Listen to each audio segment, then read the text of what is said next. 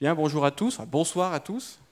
Bienvenue pour cette nouvelle conférence grand public à l'Institut d'études scientifiques de Cargès.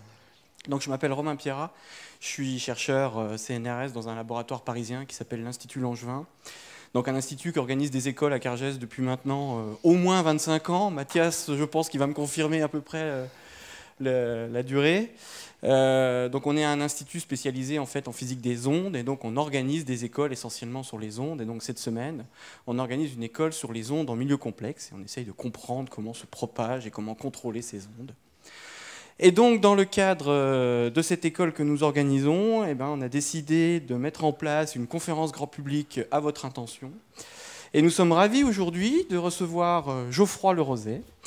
Geoffroy, qui a été longtemps chercheur à l'Institut Langevin, une bonne dizaine d'années, non, je pense, Geoffroy, ouais, oui, un peu. En comptant la thèse, même 13-14. Ouais, 13-14 en comptant la thèse même.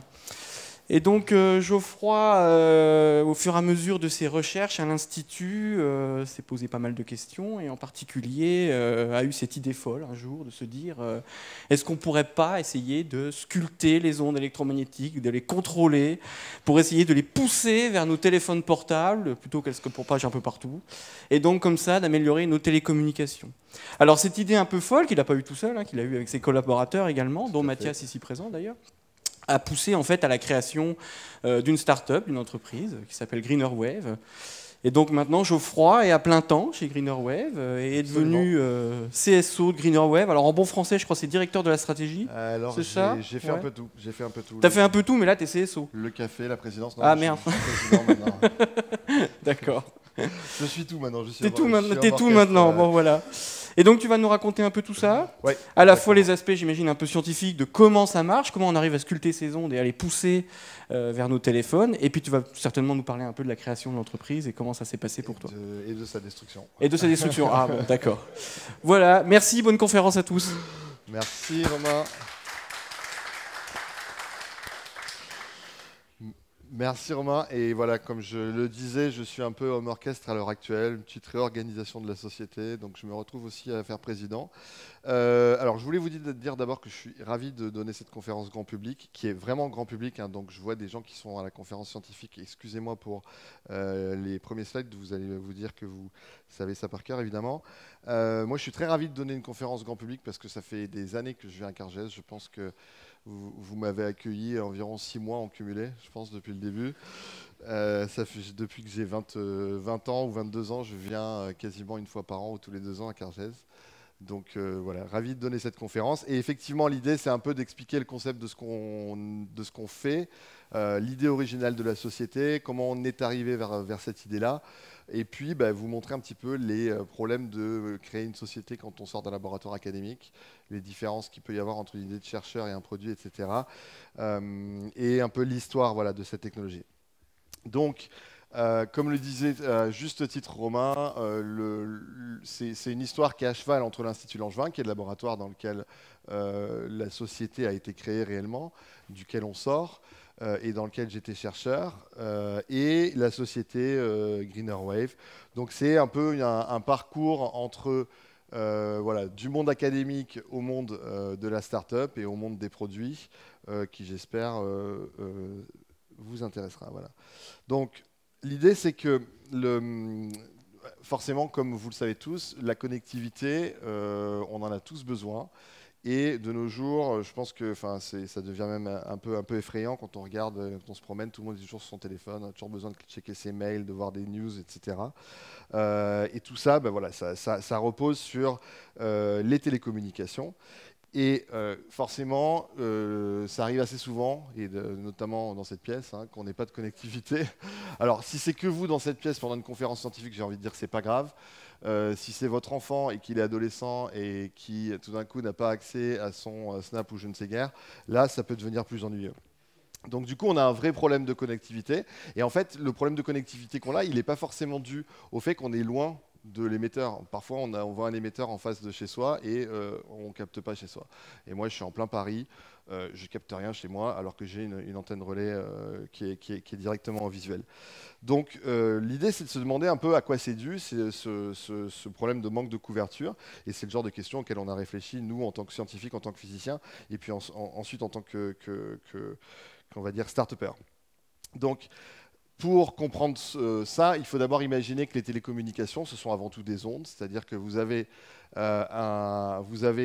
globalement une antenne qui va émettre, en faisant osciller un courant, une onde électromagnétique. Donc c'est quelque chose très dur à expliquer, hein, que même moi je ne comprends pas, on va dire, mais qui se promène dans l'espace et qui va d'un point A à un point B et qui va porter une information, parce que cette onde, en fait, on va lui faire changer sa forme, et en lui faisant changer sa forme, on peut décoder à la réception le changement de forme qu'on avait imposé sous cette onde, et donc recevoir un message qu'on avait émis depuis un point A vers un point B.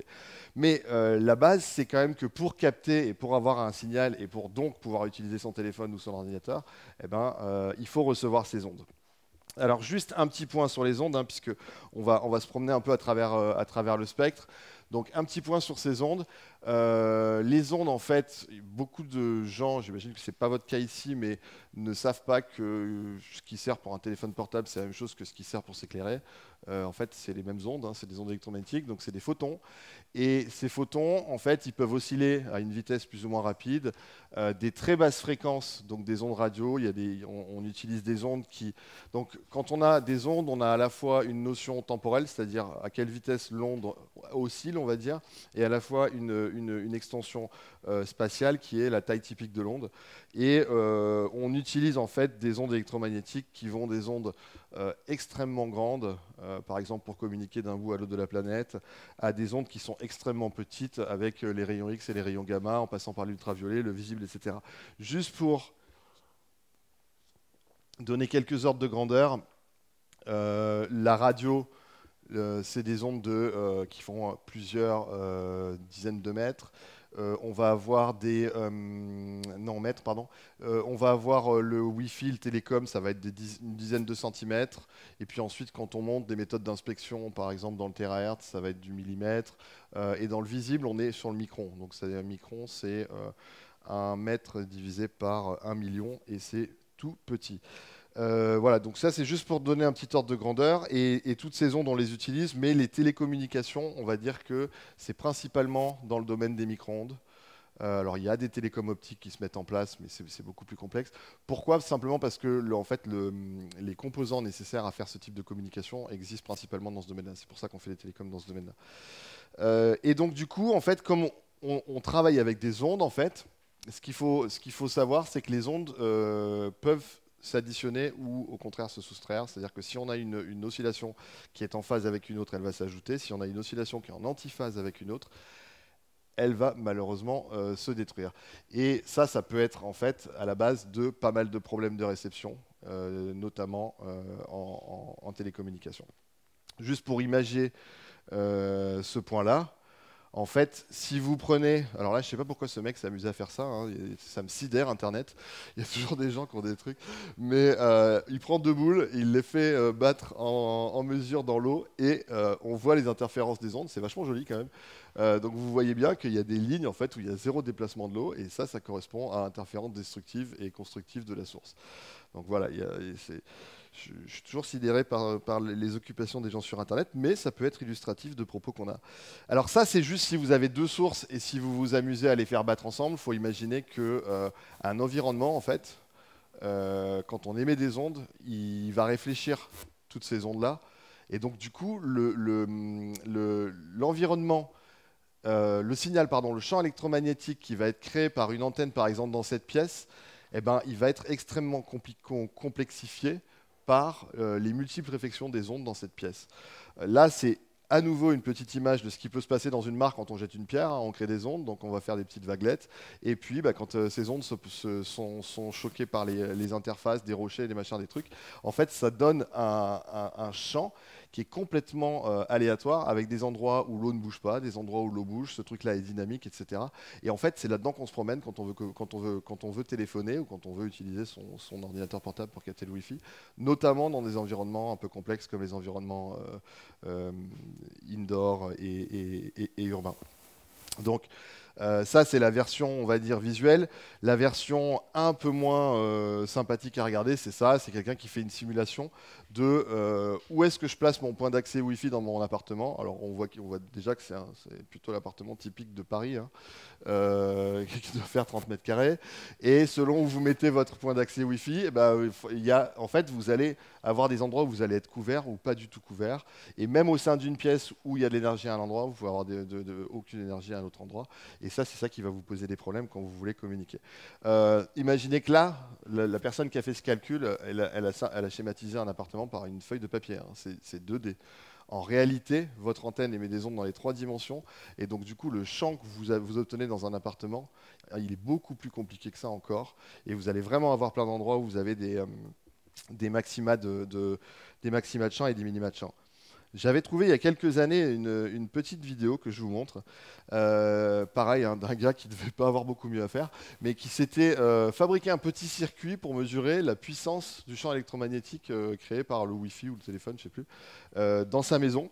Et donc le gars promène en fait, ce petit dispositif, la lumière est proportionnelle à la puissance reçue par le circuit. Donc c'est un redresseur de tension qui va capter les ondes électromagnétiques et les transformer en courant. Et plus le courant est élevé, plus la couleur va tendre vers le rouge, plus il est faible, plus la couleur va tendre vers le bleu. Et donc il montre que juste en bougeant comme ça, en fait, à l'échelle de 10-15 cm, eh ben, on peut avoir un champ électromagnétique et donc un signal en fait, sur le téléphone ou sur l'ordi qui passe d'une valeur très faible à une valeur très élevée. Donc ça, c'est pas une nouveauté. On se bat, alors on va dire c'est pas forcément que nous, hein, c'est surtout les gens des télécommunications, mais se battent contre ce genre de phénomène depuis, on va dire, que les téléphones portables existent. À l'époque où c'était des communications simplement entre un point et un autre, on s'en fichait un peu. Maintenant que depuis 30 ans, on va dire, on communique en ville, on communique dans les environnements urbains, dans les buildings, etc., ce phénomène-là, il a vraiment pris de l'ampleur et les gens ont essayé de le régler. Donc, comment est-ce qu'on peut régler ce genre de problème? En fait, il y a une approche qui est toute bête, hein, et que les moins jeunes d'entre vous ne connaissent peut-être pas, mais pour les autres, vous connaissez. Bah, c'est facile, en fait. On prend un système de réception et on lui additionne des antennes. Et quand vous faites ça, bah, c'est vraiment la méthode, on va dire, la plus stupide du monde. Hein. Vous avez le gars qui promenait sa lumière et il avait un signal là et pas de signal là. Bah, si je mets 4 antennes, je vais forcément, avec un peu de chance, tomber à un endroit où il y a du signal. Et donc, du coup, bah, on va choisir la meilleure antenne au niveau de la réception et on va utiliser cette antenne. Et alors ça a l'air stupide, hein, mais c'est ce que font les gens depuis 20 ans, enfin 15 ans en télécom, et ça a très bien marché d'introduire ce genre de système. Alors au début, comme c'était super la classe, on les laissait à l'extérieur de la box Wi-Fi par exemple. Vous voyez, vous avez des grosses antennes qui sortaient parce que c'était nouveau, puis après ils les ont replanquées parce que quand même c'est pas hyper esthétique. Mais il y a toute une époque où on voyait fleurir ce genre de box avec des multiples antennes, et il faut savoir que dans votre téléphone portable, de toute façon, de base, vous avez 2 antennes pour recevoir n'importe quelle fréquence, puisque si l'une capte mal, on va se rabattre sur l'autre. Donc ça, c'est une solution, effectivement. C'est un peu la solution, on va dire la solution du pauvre, hein, quand même. C'est pas hyper élégant, c'est pas hyper, on va dire, technique, mais ça fonctionne. Ensuite, les gens ont réfléchi à d'autres solutions, et ils ont commencé à réfléchir. En fait, on va peut-être pas juste subir le champ électromagnétique qui est créé par le système de communication, c'est peut-être un peu stupide. On va essayer de fabriquer un champ électromagnétique qui a plus de chances d'atterrir sur l'utilisateur. Donc là, il y a beaucoup de gens qui ont travaillé sur ce genre de sujet-là, et ça donne alors ce genre de système. Hein. Je suis volontairement mauvais avec la technologie puisque je vous montre un prototype, mais c'est réellement ce genre de systèmes qui sont en fait en train d'être installés maintenant sur les toits des immeubles. Forcément, ils ont miniaturisé ce machin-là, ça ressemble un petit peu moins à un monstre que ça. Mais l'idée, c'est d'utiliser de multiples antennes et de multiples sources d'ondes électromagnétiques, en fait. Et comme je vous ai expliqué tout à l'heure que quand on a 2 ondes électromagnétiques qui arrivent et qui sont en phase, elles s'additionnent, là, on va se débrouiller pour que toutes les ondes émises par toutes ces antennes s'additionnent sur votre téléphone ou sur votre ordinateur. Et donc, ça a 2 avantages, cette technologie, enfin, ça a au moins 2 avantages, on va dire. La première, c'est que vous avez un signal qui est censé être bien meilleur, étant donné que le signal, en fait, il va globalement croître comme le nombre d'antennes que vous utilisez. Plus vous additionnez d'antennes, meilleur sera le signal au niveau du device. Et en plus, étant donné que vous avez beaucoup plus d'énergie sur un téléphone, vous gênerez beaucoup moins les téléphones voisins. Donc ça, c'est les techniques qu'on appelle Massive MIMO, en fait, pour un très grand nombre d'antennes. Et c'est des technologies sur lesquelles les gens ont commencé à réfléchir, on va dire, pour de vrai, en 2010 en télécom. Il se trouve que nous, en fait, en physique, on jouait à ce genre de choses, et notamment suite aux travaux de Mathias et de l'Institut Langevin, d'abord laboratoire en acoustique, en fait, depuis très longtemps, puisque l'une des passions de l'Institut Langevin, c'est d'apprendre à contrôler les ondes pour les envoyer à un endroit précis.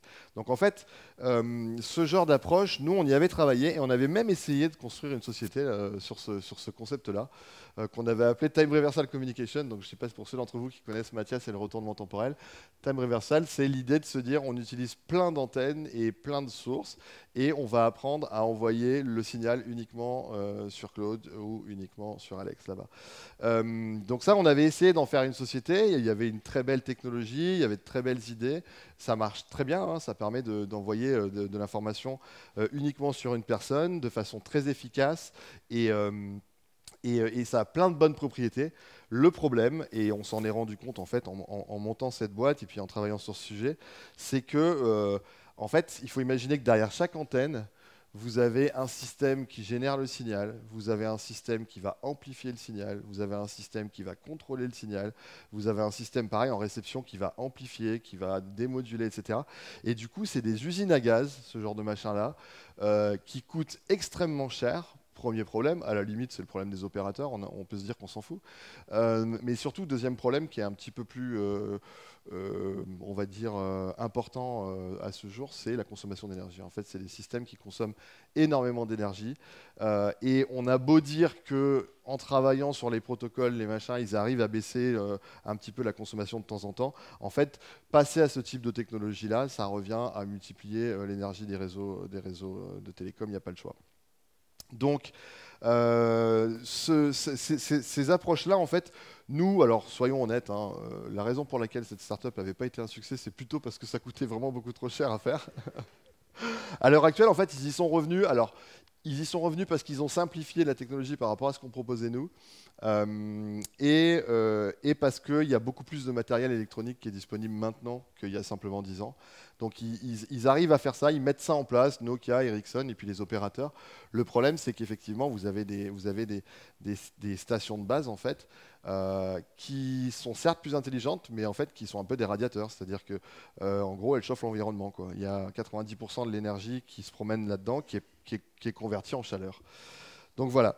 L'idée, c'est que nous, fort de notre première expérience ratée sur cette première société avec Mathias, en fait, on s'était posé la question de savoir s'il n'y avait pas une autre solution, si on ne pouvait pas apporter une autre pierre à l'édifice qui permettrait de, quelque part, avoir une approche beaucoup plus élégante, beaucoup moins énergivore et beaucoup moins chère du contrôle des ondes électromagnétiques et donc de l'amélioration des télécommunications. Donc ça, je vous parle de ça, c'était il y a une dizaine d'années, on va dire. Et on a commencé à réfléchir avec Mathias sur voilà, comment est-ce qu'on pourrait imaginer quelque chose qui serait un petit peu mieux, qui serait un peu moins, on va dire, brutal et plus économique et moins énergivore. Et pour ça, en fait, il faut aller dans le domaine de l'optique. Donc dans le domaine de l'optique, je pense que vous avez tous fait l'expérience un jour d'une loupe qui vient et quand on concentre en fait les rayons de la loupe sur une feuille, on arrive à la brûler. Alors que le soleil, a priori, s'il nous brûlait à ce point-là, on resterait souvent à l'ombre. Donc du coup, comment est-ce qu'on arrive à brûler ce papier avec cette loupe? Simplement, en fait, on arrive à faire converger les ondes optiques. C'est exactement les mêmes que les ondes avec lesquelles on travaille en télécom, hein, sauf la taille qui est différente. Mais on arrive à faire converger les ondes optiques en fait en un point unique qui fait que toute la surface de la loupe qui était éclairée par le soleil, elle vient se concentrer sur un point unique et du coup, il y a une énergie folle à cet endroit-là qui fait chauffer le papier et qui fait brûler. Comment ça marche ce truc-là? En fait, c'est assez simple, hein. On a une forme en verre, donc sous forme de lentille convergente. Chaque onde qui arrive du soleil passe par la lentille. Les chemins que prennent les ondes à travers la lentille ont des longueurs différentes. Et donc, du coup, au point où on veut chauffer, en fait, elles vont toutes s'additionner, qui est le point focal de la lentille, elles vont toutes s'additionner constructivement et ailleurs non constructivement. Et donc, quand on fait une lentille, en fait, on joue simplement à recaler temporellement des ondes pour qu'elles viennent interférer et pour qu'elles viennent se sommer et donner un signal qui est beaucoup plus élevé au point où on cherche alors soit à regarder, enfin on peut s'en servir pour regarder, mais si on veut concentrer de la lumière, c'est ce qu'on fait. Et donc, il existe évidemment en optique des systèmes qui permettent de concentrer comme ça en transmission, mais il existe à peu près les mêmes systèmes, hein. On peut imaginer non pas utiliser le passage d'une onde au travers un matériau, mais on peut imaginer utiliser un miroir. Et c'est les concepts que les gens développent de type four solaire, où on va prendre toute l'énergie solaire qui arrive sur une grosse plaque métallique, on va venir la concentrer en un endroit, et c'est cet endroit sur lequel on va poser une casserole ou je ne sais pas quoi, qui va chauffer la nourriture. Mais le concept est exactement le même, hein. On va venir concentrer en fait les ondes en un endroit donné, et c'est ça qui va permettre d'apporter l'énergie nécessaire à partir d'une source d'énergie relativement faible en surface pour chauffer. Alors évidemment, il existe le même type d'outil, mais dans le domaine des télécommunications. Et je pense que vous l'avez tous vu, hein. C'est ce type d'antenne qui est relativement peu esthétique, mais qu'on trouve sur beaucoup de maisons, et spécialement dans les endroits un peu plus reculés, ou alors même effectivement beaucoup en ville.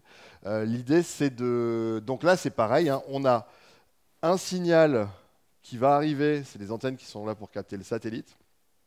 Et donc, on a un signal qui arrive de très très loin, une onde comme ça, et on va avoir une forme, un réflecteur, qui va réfléchir ces ondes, qui va toutes les resynchroniser en un endroit, en un point, et c'est sur ce point-là qu'on met notre antenne.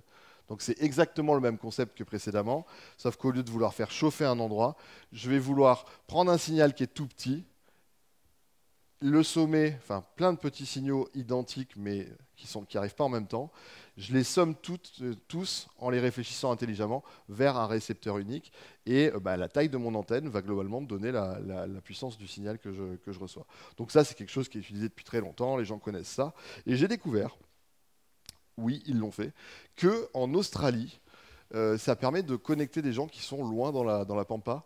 Donc lui, par exemple, il est en face d'une antenne d'une parabole, et en fait, il y a à je ne sais pas combien de kilomètres, il y a une station de base d'un opérateur qui émet dans cette direction. Et le monsieur, s'il se place pile à l'endroit focal de ce réflecteur, eh ben, il arrive à communiquer dans le désert. Ils sont quand même forts, ces Australiens. Et donc voilà, c'est une approche qui pourrait marcher, hein. On pourrait imaginer se mettre quelques paraboles dans la maison et puis les manipuler comme ça à longueur de journée, et voir si on arrive à capter un peu mieux. D'ailleurs, ce que Mathias avait essayé un peu de faire avec une feuille d'aluminium.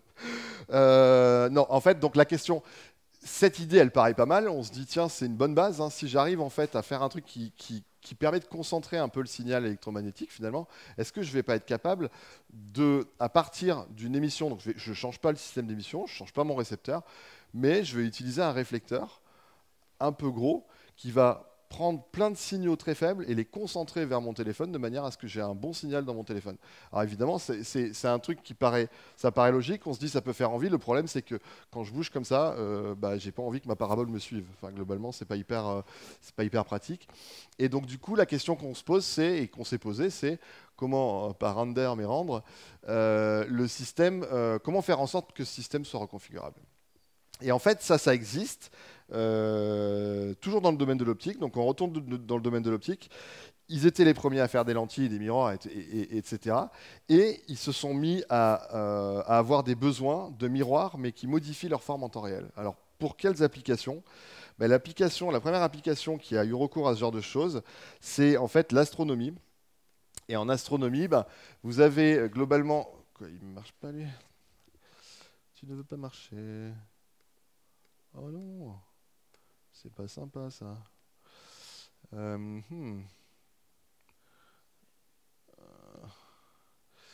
Tac, normal.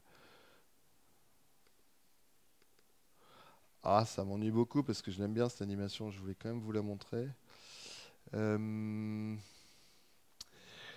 Est-ce que je l'aurai ailleurs par hasard?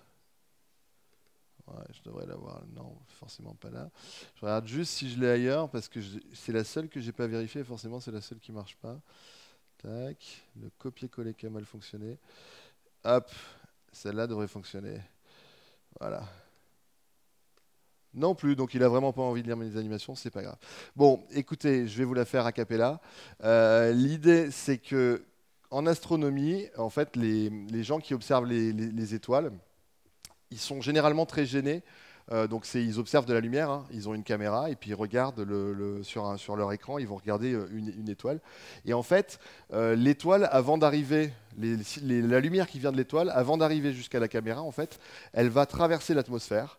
Et l'atmosphère va modifier la trajectoire des rayons lumineux qui viennent de l'étoile et en fait créer une sorte d'image complètement brouillée de l'étoile.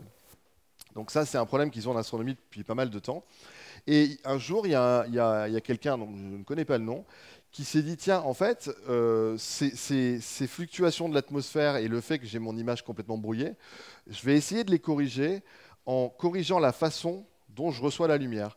Et ils ont créé des miroirs, en fait, qui sont constitués de plein de petits miroirs indépendants. Et chacun de ces petits miroirs indépendants, je peux les bouger avec des tout petits pistons, on va dire. Et du coup, je vais observer une étoile que je connais.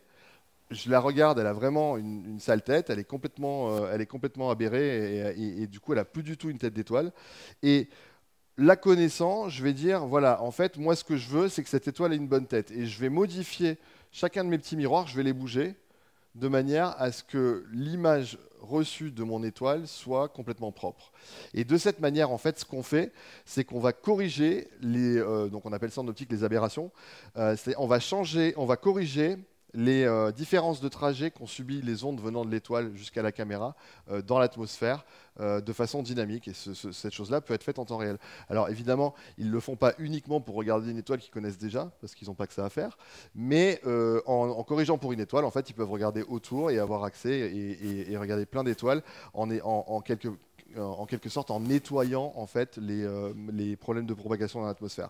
Donc je suis bien désolé que cette animation ne marche pas, mais toujours est-il que c'est le type d'outil qu'ils ont créé. Et donc ce type d'outil, c'est simplement au lieu d'avoir un miroir plan, je le sépare en plein d'unités de taille beaucoup plus petite et je fais bouger chacun de ces miroirs pour recaler les ondes ensemble. Donc ensuite, cet outil, évidemment, qui a été créé en astronomie et avec lequel les astronomes ont beaucoup joué pendant pas mal de temps, d'autres personnes se sont intéressées à lui, notamment des physiciens qui sont pas mal venus ici et qui viennent encore ici. Et ils ont commencé à regarder si on ne pouvait pas utiliser ce type de miroir déformable pour en fait, contrôler la propagation des ondes, non pas pour corriger les fluctuations de l'atmosphère, mais vraiment pour aller dire à la lumière et forcer la lumière à faire ce qu'elle voulait. Et par exemple, ça c'était une expérience qui avait été réalisée en Hollande par Alarmosk, où l'idée c'est, et derrière j'ai une vidéo que j'ai volée au labo de Sylvain Gigant à Paris, et en fait, ils utilisent alors un milieu qui est absolument horrible pour la lumière, qui est une couche de peinture. La peinture, vous la voyez blanche en fait parce que ça réfléchit énormément la lumière, la peinture. Et ce qu'ils faisaient, c'est qu'ils émettaient de la lumière rouge sur de la peinture, puis ils regardaient ce qui se passe derrière. Et en fait, derrière, si vous prenez une couche de peinture et que vous regardez derrière, généralement vous n'êtes pas dans le mur donc c'est compliqué, mais on peut toujours le faire en mettant ça sur une lame de verre, et ben vous observez un champ lumineux en fait qui est complètement aléatoire avec des endroits où il y a beaucoup de lumière, des endroits où il y en a très peu, et c'est dû au fait que la lumière quand elle arrive sur la couche de peinture, une couche de peinture c'est plein de petites particules qui sont collées les unes aux autres, et donc la lumière elle va faire des chemins plus ou moins compliqués, et à la sortie, chaque point en fait résulte de plein d'ondes, de la sommation de plein d'ondes qui ont traversé cette couche de peinture. Donc, ce que se sont amusés à faire ces gens, d'abord aux Pays-Bas, et puis ensuite chez nous à Paris, et puis dans plein d'autres équipes dans le monde, c'est de voir si, à travers quelque chose d'aussi compliqué qu'une couche de peinture, on pouvait arriver à aller contrôler la lumière et à la forcer à aller dans un endroit donné. Donc normalement, celle-là, elle marche, l'animation, hein, et ça marche de la manière suivante. En fait, vous intercalez entre votre laser et votre couche de peinture le petit miroir déformable dont je parlais tout à l'heure. Donc là, il est schématisé, hein, c'est pas le vrai miroir. Mais vous voyez que c'est un miroir qui est séparé en plein de petits miroirs, et puis vous poussez sur chacun de ces miroirs, et vous allez comme ça, en fait, transformer le champ qu'avait créé la couche de peinture en un point sur lequel il y a une énorme intensité, et cette énorme intensité, elle ressemble à s'y méprendre à l'intensité lumineuse que la loupe avait créée tout à l'heure. Et donc vous avez en fait transformé une couche de peinture en une loupe, et ça c'est quelle que soit la peinture, c'est-à-dire vous changez la couche de peinture, vous en prenez une autre, vous allez apprendre à l'utiliser comme une lentille de la même manière. Donc c'est quelque chose qui est absolument dynamique, qui peut aller assez rapidement, et qui permet en fait, quelle que soit la complexité du milieu, de concentrer les ondes. Donc il faut imaginer en fait, hein, ça revient à faire une lentille, sauf que cette lentille elle a une forme absolument bizarroïde qui permet de compenser les trajets des ondes dans des environnements autant bizarroïdes. Donc nous, ça nous a donné une idée avec Mathias, quand on cherchait une solution à notre problème. En fait, en regardant ce que faisaient les gens en optique, on s'est dit, mais nous, depuis des années, on s'intéresse à avoir des systèmes émetteurs et à les synchroniser ensemble pour aller concentrer les ondes, etc. Et en fait, en optique, ils nous montrent quoi? Ils nous montrent que ça sert à rien d'avoir plein d'émetteurs super complexes et super reconfigurables. En fait, on n'a rien à faire. Ce qui compte, c'est d'arriver à synchroniser les ondes. Et pour synchroniser les ondes, il suffit d'avoir des miroirs intelligents, en fait. Et en contrôlant les miroirs, on contrôle les réflexions des ondes. Et donc, une grosse onde qui arrive sur un miroir reconfigurable, en fait, on va pouvoir contrôler chacun des petits miroirs indépendamment et contrôler cette onde pour qu'elle fasse absolument ce qu'on veut, comme si on avait une matrice de source hyper complexe et hyper chère. Donc, on s'est dit, waouh, cette idée en optique est absolument géniale, il faut qu'on arrive à faire la même chose en micro-ondes. Et c'est comme ça qu'on s'est mis en tête, en fait, de faire des murs qui vont pouvoir bouger et contrôler la propagation des ondes électromagnétiques de manière à ce que vous ayez un signal optimal sur votre téléphone. Alors, le problème, évidemment, c'est que quand on passe de l'optique aux ondes électromagnétiques, ce n'est pas exactement les mêmes ordres de grandeur. Et là, j'ai fait un petit schéma vraiment à la mano pour vous montrer que un miroir qu'on translate en optique, si on le bouge d'un micron, ça fait le job. Si on veut faire la même chose en Wi-Fi dans un environnement comme ici, en fait, il faut bouger les murs de 10 cm. Tout de suite, ça devient moins esthétique, hein, et moins esthétique et moins pratique. On ne voyait pas trop comment réaliser ça. Donc on s'est dit qu'il fallait qu'on regarde dans une autre direction. Et en fait, on a regardé dans la direction de la réflexion des ondes par des matériaux. Plutôt que de chercher à jouer sur la géométrie, on va chercher à jouer sur la nature du matériau. Et en fait, c'est assez connu que si vous prenez un matériau qui est un métal ou un isolant, si vous réfléchissez une onde dessus, si une onde arrive et qu'elle est réfléchie par ce matériau, en fait, elle ne va pas avoir forcément le même signe.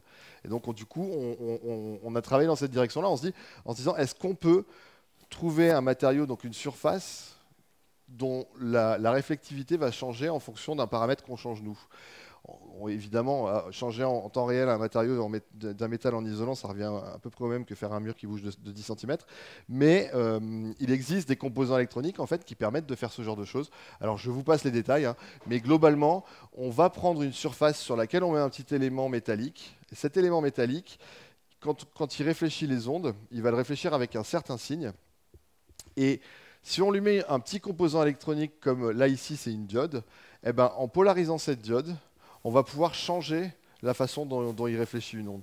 Donc c'est des techniques qui viennent un peu du monde des antennes et qui sont assez simples, sauf que c'est une antenne qu'on va reconfigurer. Donc ce qu'on a fabriqué, c'est un petit élément. Donc là, dans le domaine du Wi-Fi, ça, il faut imaginer que ça mesure quelques 5 ou 6 cm. Il y a juste un composant électronique. Ce composant électronique, il prend absolument pas de courant ou de puissance ou quoi que ce soit. C'est quasiment neutre en termes de consommation. Et quand on le polarise, c'est-à-dire quand on lui met une petite tension, eh ben, l'onde qui partait avec un signe positif va repartir avec un signe négatif cette fois-ci. Et donc, on peut approximer en fait le jeu des miroirs qui se déplacent et qu'on déplace à volonté par ce type de procédé assez simple où, juste en mettant une petite tension aux bornes d'un composant électronique, une onde électromagnétique va être réfléchie avec un signe différent. Alors, on a fait ça en 2012-2013 et on en a fabriqué une matrice de ce genre de petites cellules. Alors quand je dis on, en fait, c'est les étudiants. Hein. Et c'était pas si facile que ça parce que c'était fait tout à la main par nos étudiants à l'époque. Et donc vous voyez, on a une surface. Cette surface, en fait, elle est constituée de plein d'éléments identiques qui sont un peu les petits miroirs dont on parlait tout à l'heure. Sauf que ces éléments identiques, ils ont chacun un petit composant électronique, et en actionnant le composant électronique, on va changer la façon dont il réfléchit l'onde électromagnétique. Donc on a fabriqué ça en 2013, et on a commencé à jouer avec ça avec l'idée de contrôler la propagation des ondes électromagnétiques dans une pièce, dans une ville. Donc on pilotait ça à l'époque avec une petite carte électronique toute simple Arduino, et on s'était mis en tête de rendre intelligent le bureau du directeur du labo, qui était Arnaud. Et donc du coup, on a mis ces surfaces sur les murs. Et l'idée, c'était de montrer que si j'ai une source d'ondes électromagnétiques, donc nous, en l'occurrence, c'était du matériel de laboratoire, hein, mais vous pouvez imaginer parfaitement que c'est un téléphone ou une box Wi-Fi ou quoi que ce soit. Elle émet dans toute la pièce. Et moi, je vais me servir des petites surfaces que j'ai fabriquées pour apprendre à réfléchir les ondes intelligemment dans la pièce et pour apprendre à les concentrer dans un endroit donné pour maximiser la réception d'un téléphone. Donc il faut imaginer que là, j'ai ma source, on va dire que c'est une box Wi-Fi. De l'autre côté, j'ai mon récepteur. Moi, c'était des récepteurs de laboratoire, pareil, mais il faut imaginer que c'est un ordinateur portable. Et ce que je vais faire, c'est que je vais juste venir mettre un petit courant sur des composants électroniques et tester plein de solutions de manière à maximiser l'énergie reçue. Donc ça, c'est une vidéo qui commence à être un peu vintage, avec notre ami Fabrice, qui a, ici présent, qui a une antenne dans la main, et on a nos surfaces, donc ça c'est en 2013, hein, donc forcément ça commence à ressembler un peu au film de Godard, mais bon, c'est pas si vieux que ça. Et donc vous avez toutes les cellules unités en fait, qui sont représentées par ces espèces de carrés noirs et blancs sur l'écran de l'ordinateur. Vous avez l'énergie reçue par l'antenne qui est tracée en temps réel, et ce qu'on montre, alors si ça veut bien marcher évidemment, ah ben non, ça ne veut pas marcher, forcément. Ça commence à me fatiguer. Ça commence à me fatiguer. Je ne sais pas pourquoi elle ne marche pas sur ce... Je pense que c'est le projecteur qui ne marche pas, mais c'est pas grave. Je vais vous montrer du coup en statique. Ça va être sympa aussi. Hein. Tac. Téléchargement. Non.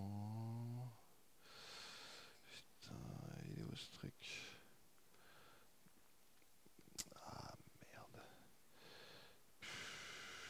Attendez, je l'ai plus forcément. Non, j'ai plus de statique. Bon, bref, je suis désolé pour l'animation. Mais ce qu'on montre en fait, c'est que donc je pense qu'il n'y a rien qui va marcher comme animation. Je suis un peu déçu. Ce qu'on montre en fait, c'est que quand on met le système en route, le damier commence à passer de noir au blanc, noir au blanc. En fait, on teste toutes les configurations des composants électroniques et l'énergie reçu par l'antenne se met à cavaler, à augmenter de façon incroyable. Et globalement, on arrive, alors ça dépend des situations, et tout ça dépend évidemment de comment on captait au départ et où est placée la source, etc. Mais on arrive à multiplier globalement d'un facteur 10 à 30 l'énergie reçue par l'antenne qu'on promène. Et quand Fabrice, si cette vidéo voulait bien marcher, la promène, en fait, l'antenne, eh ben, le système se réadapte et optimise le signal pour qu'il ait une réception optimale à chaque position. Et il fait ça 3 fois, il déplace son antenne 3 fois, et à chaque fois, les petits carrés se mettent à se modifier à toute vitesse, et quand ils ont trouvé la meilleure configuration, ils arrêtent de bouger, et le signal est multiplié par un facteur 10, 20 ou 30 selon les situations. Et donc c'est réellement une façon en fait, d'utiliser un matériau qui est passif en termes d'ondes, il émet rien du tout, hein, mais il réfléchit les ondes de façon intelligente pour aller concentrer les ondes électromagnétiques et pour aller optimiser la réception d'un téléphone. Donc, tac, je fais ça sans...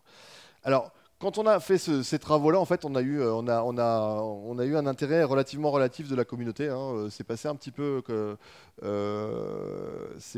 inconnu ce travail. Il y a eu quelques journaux qui en ont parlé, mais c'était pas non plus la grande folie.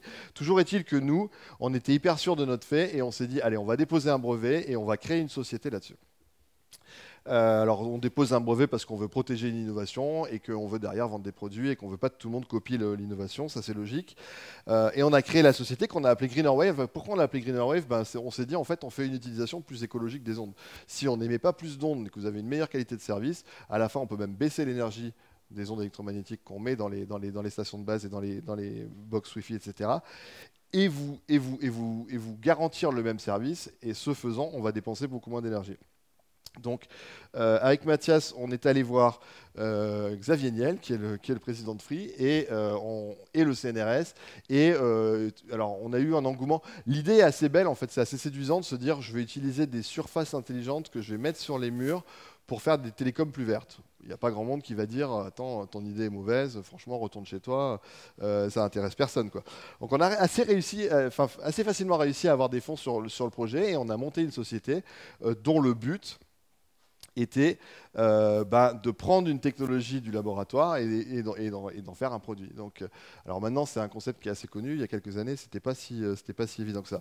Donc la société Greener Wave, son but, c'était de prendre cette idée et de la commercialiser sous la forme d'un produit qui devait vous permettre à vous tous d'avoir une meilleure réception chez vous, et ce, de façon reconfigurable en temps réel et en Wi-Fi, en télécom, etc. Donc on a réussi, notamment par tout le travail du laboratoire qui a été fait, on a réussi, moi à l'époque j'étais toujours au laboratoire, et donc ce qu'on faisait c'est qu'on designait ces surfaces reconfigurables. Vous voyez, ça ressemble un petit peu plus à quelque chose qu'on peut, évidemment on l'aurait caché derrière un poster ou un truc comme ça, mais ça commence à être un peu plus propre que ce qu'on avait fait à l'époque en 2013. Ça devenait industrialisable dans le sens où produit par milliers ou par centaines de milliers, ce genre de choses coûtait vraiment pas grand chose.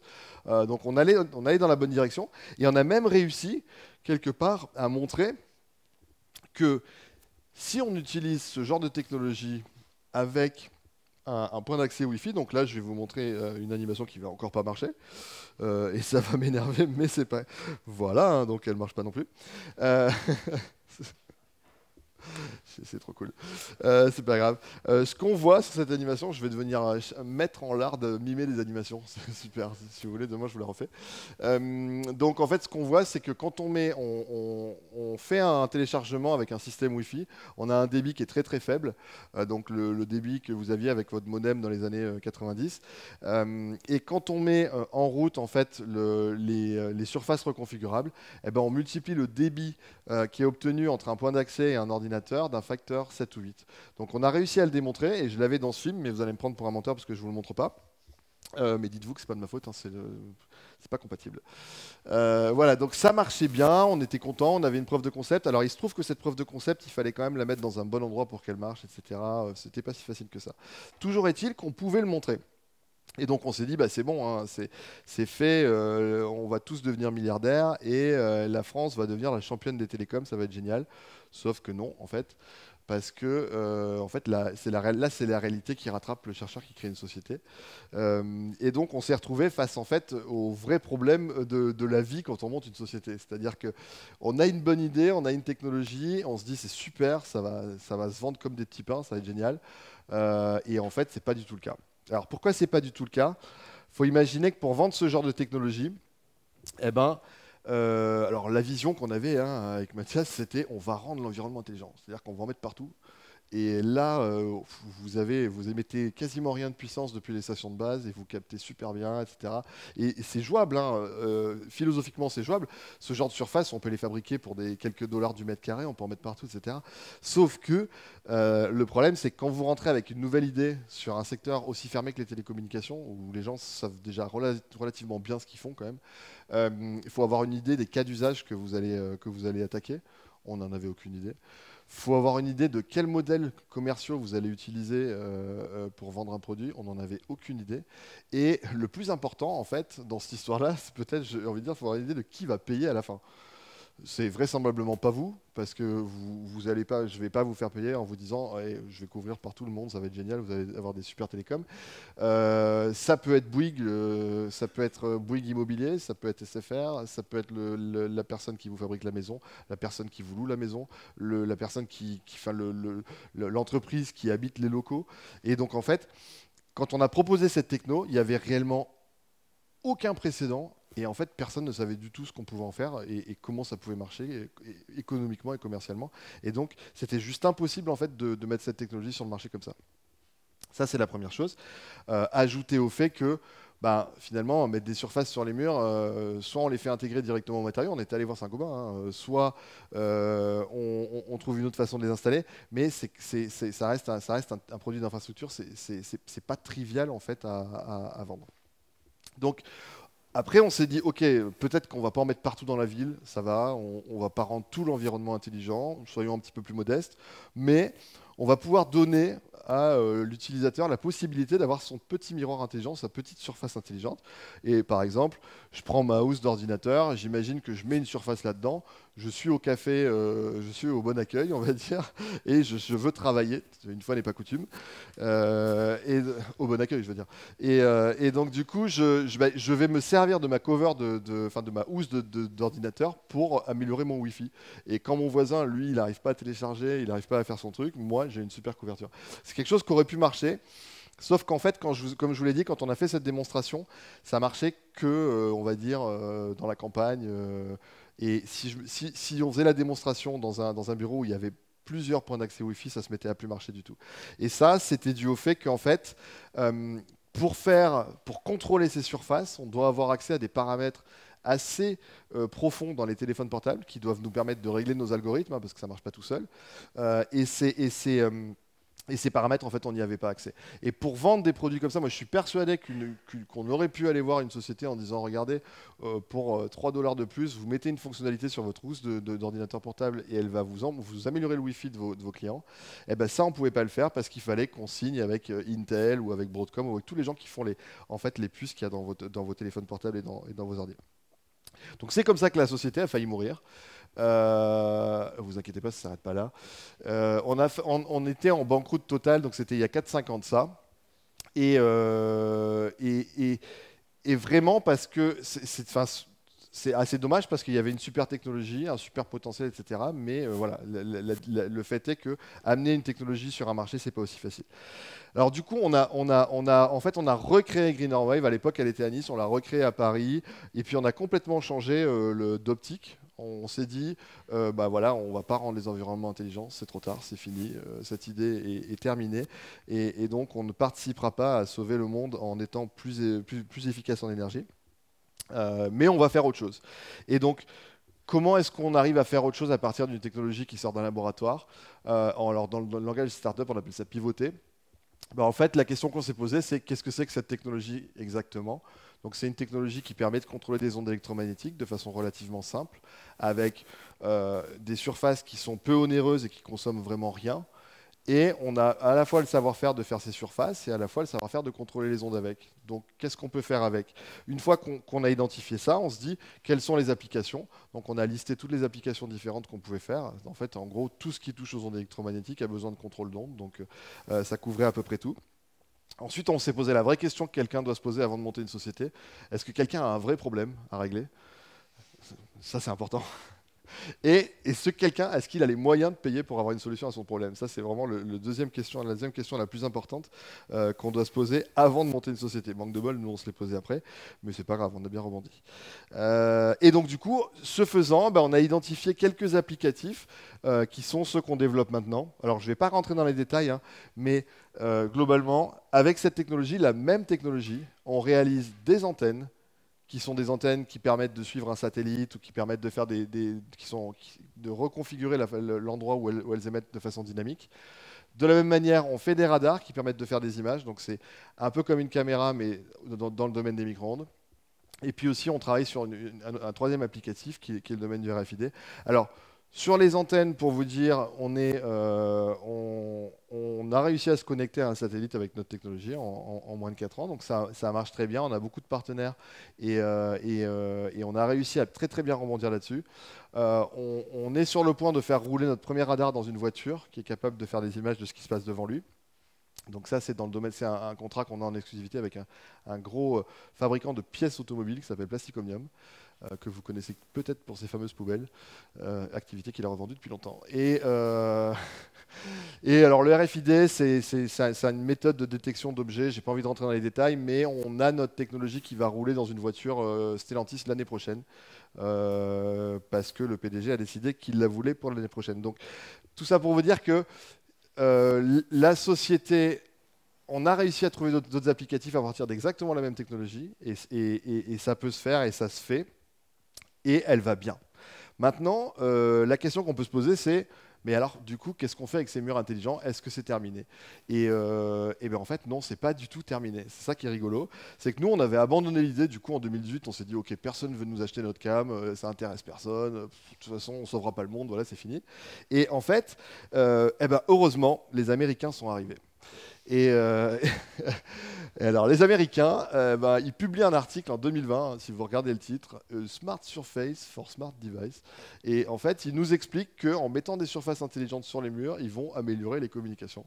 Donc, avec Mathias, quand on a vu ça, on était entre fumasse et mort de rire. Hein. On ne savait pas trop ce qu'il fallait adopter comme attitude, puisque les gars arrivaient 6-7 ans après notre proposition, qui n'avait intéressé personne. Et alors là, lui, ils ont fait alors, toutes les news du monde, etc.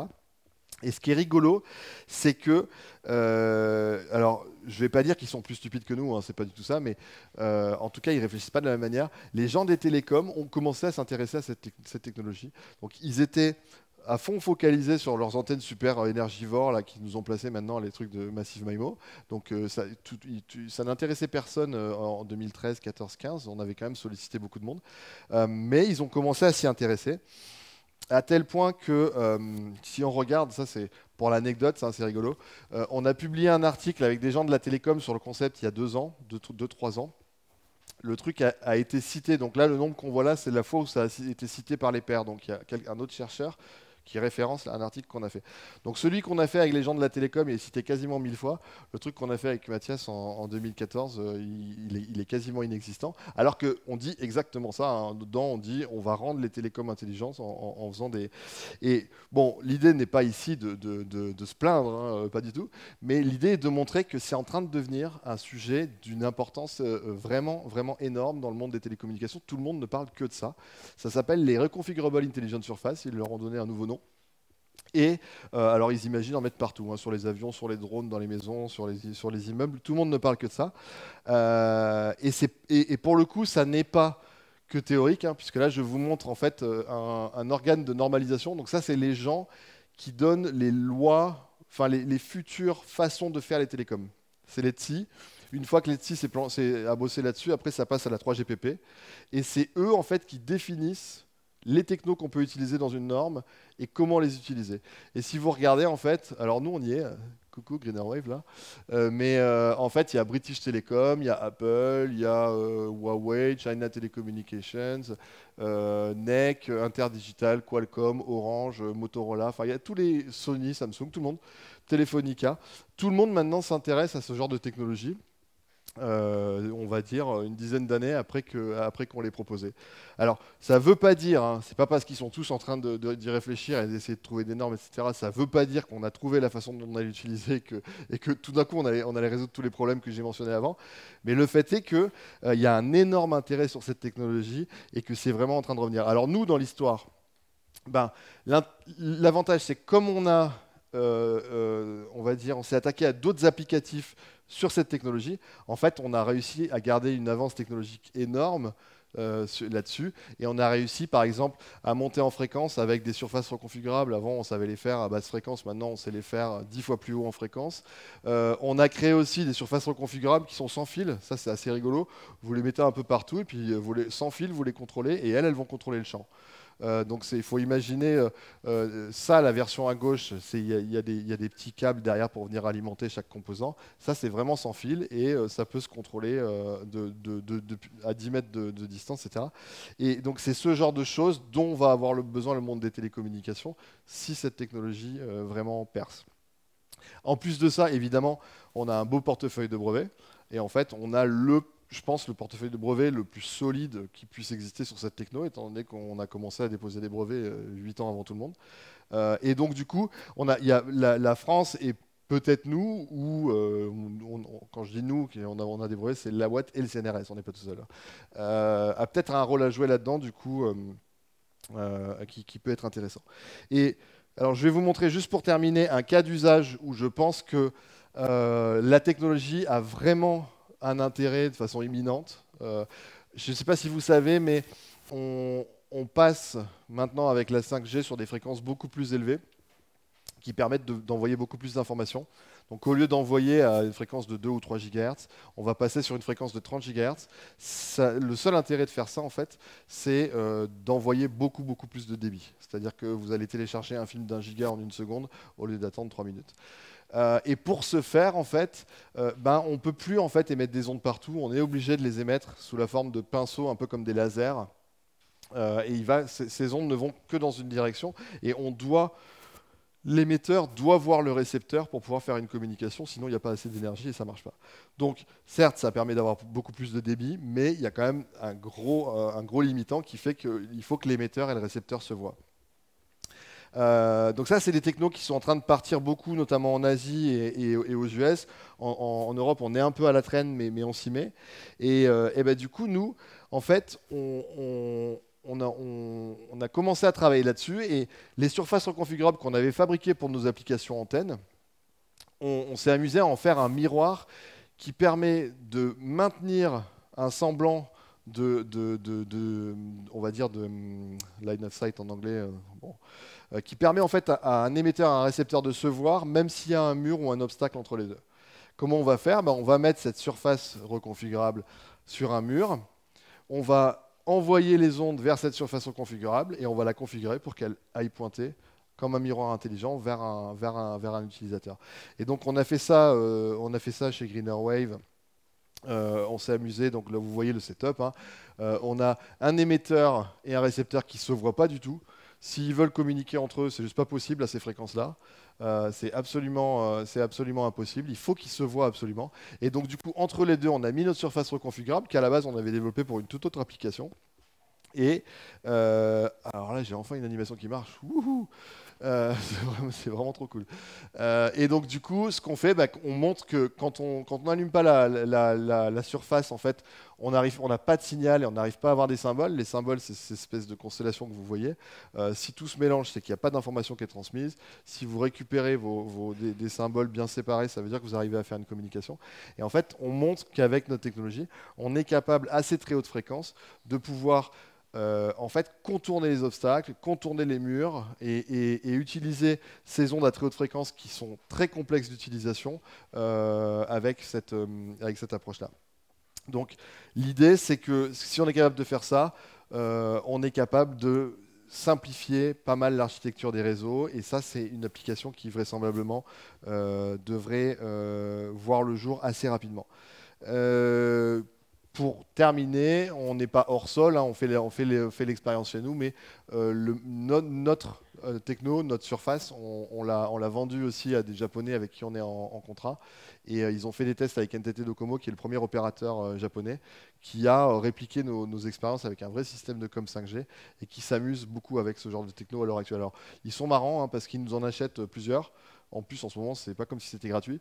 Ça coûte plutôt cher les prototypes, mais ils nous en achètent plein puis ils jouent avec. Alors, on ne sait pas trop ce que ça va donner, mais en tout cas, il y a un très très fort intérêt sur ce genre de techno. Donc voilà, c'est la renaissance de l'idée qu'on avait eue il y a une dizaine d'années, ce qui est assez rigolo. Pour finir, comment va la société? Ben, on est une cinquantaine de personnes à l'heure actuelle et on a pas mal de contrats sur les années qui viennent. On fait de la belle R&D dans le centre de Paris, donc voilà, tout va bien. Et je vous remercie pour votre attention.